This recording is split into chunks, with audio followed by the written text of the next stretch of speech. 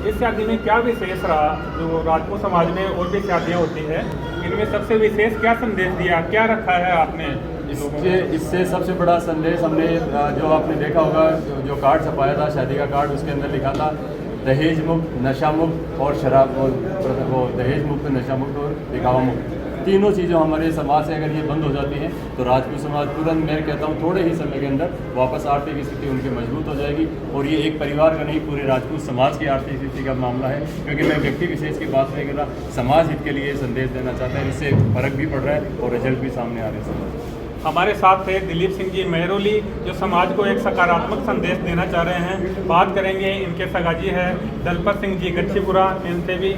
हाँ सर, जो दहेज मुक्त शादी कर रहे हो आप बिना दहेज के, राजपूत समाज में दिखावा दहेज, इसको तो अपना बड़ा ही समझा जाता है, नाम रोशन होता है, ऐसा दिखा के लोग बड़प्पन महसूस करते हैं। आपने ये जो किया है, इसके माध्यम से क्या संदेश देना चाहते हैं सर समाज को? मैं इसके माध्यम से संदेश ये देना चाह रहा हूँ, पहले राजा महाराजाओं के समय समझौते के तहत दोस्त बनाने के लिए ये प्रथा शुरू हुई थी कि वो दोस्त बनाए जाए, उनको आर्थिक सहायता या बराबर का किया जाए।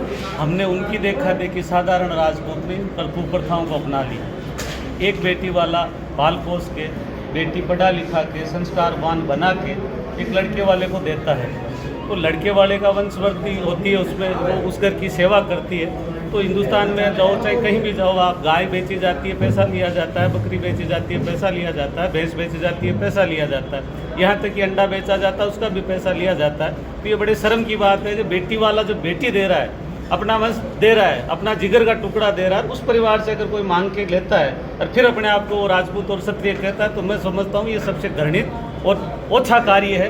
क्योंकि 36 कौमों में बेटे वाला ही देता है, बेटी वालों को गहना डालता है। हमारा ही दुर्भाग्य है कि हमारे बेटी होती है और हम ही गहना देते हैं, हम ही गाड़ी देते हैं, हम ही पैसे देते हैं। तो ये हमारे लिए अशोभनीय बात थी, इसलिए मुझे घर कर गई। और मेरे खुद के 5 बहनें हैं, मैं इस दौर से गुजरा हूँ, साधारण परिवार से हूँ, तो मैंने सविवेक से निर्णय लिया।